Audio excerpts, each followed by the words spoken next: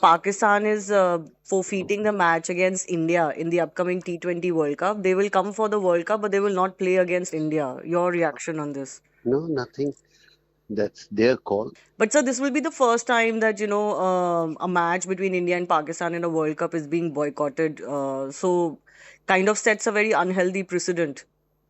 Well, they know, the official knows what to do. And Kapil Dev, they're giving a very diplomatic answer to my colleague Shivani Gupta, who's joining us on the broadcast. So, Shivani, clearly all eyes on the ICC over what decision it will take. What is your sense? Do you think it will be a slap on the wrist? Because this is a very unprecedented situation that's emerged in world cricket. Could it be more than just a slap on the wrist? Could some real punitive action be taken against Pakistan? Yes, I think it will be more than just a slap on the wrist. It is going to be much, much worse than that for Pakistan because, it's one thing to threaten to not play in the World Cup itself, the whole tournament. But quite another, when you are coming for the tournament, you are not playing in India, where you could have raised an objection on the basis of security or something else. But despite not having that concern, you are deciding to boycott or forfeit a match purely for political reasons. So ICC will not take very kindly to this. There are definitely going to be some punitive financial actions because see, the entire match is not going to take place now. So there is going to be, gate fees, spectator crowd fees that are going to be forfeited. There are going to be broadcast fees, ad revenues, etc., that are going to be lost because no ball is going to be bowled. So yes, certainly that kind of penalty, the financial penalty, will lie at the door of the PCB because there is no justifiable reason why they have decided to boycott this match, and ICC does not allow any political considerations that we just don't like to play against a certain team, or this year and this edition we will not play against a certain team. Those kind of things are not allowed.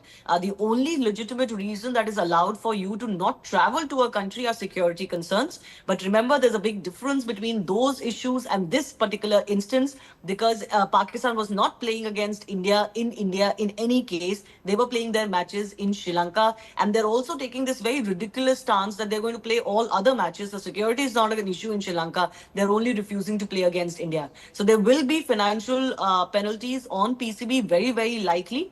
And it's also very likely that there could be some sort of action against PCB and therefore the Pakistani cricket team as far as future tournaments is concerned, Ayushman. Right. And Shivani, talking about that, talking beyond the technicalities of what the ICC might do based on the rules, what kind of message does this send to other cricketing bodies who still enjoy those robust cricketing ties with Pakistan? What kind of message does it send to the entire body of global cricket when Pakistan just unanimously decides to boycott this match with India? Ayushman, I think there are not very many countries who have very robust cricketing ties with Pakistan as we speak. I mean, there has been this newfound camaraderie that Pakistan and Bangladesh have found with each other, and they've been making a truck with each other on their anti-India tirade and using World Cup as an avenue for politics. The ICC doesn't look very kindly to this. Neither will any other country. I mean, BCCI's position in ICC and world cricket, Pakistan and Bangladesh's position in ICC and world cricket, these are two very separate stories. It doesn't look good. Certainly, the attempt is to embarrass India more domestically than anything else. As far as the larger cricket community is concerned, every country likes to play against India. Every country likes to come to India. Every country wants to beat India because India is the team to beat, particularly in the T20 format. So it's going to have no effect as far as other countries' reactions or attitude towards India is concerned. I think more than that, it is going to turn Pakistan into a pariah country as far as global cricket is concerned. Because, there is this sense that, ICC is kind of being dictated by BCCI because it's the largest revenue generating country. Fair enough. Bigger the, money might, bigger your say as far as a sports body is concerned.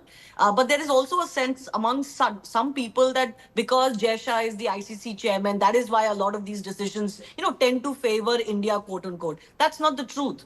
The ICC doesn't do its decision making purely on the basis of who is their current chairman right now. The chairmans keep changing. The ICC is a body that functions in a certain way, and even if tomorrow the chairman is not an Indian, I don't think much is going to change because the ICC cannot allow teams to take decisions of whether they're going to play in a World Cup, that too this late, at this later stage, on the basis of politics. In any case, sports bodies do not condone politics mixing with the sports bodies, particularly in cricket or in any other sports. And I don't think that this is going to really be something to write home about for Pakistan. They have only possibly dug their grave even, deeper. Right. So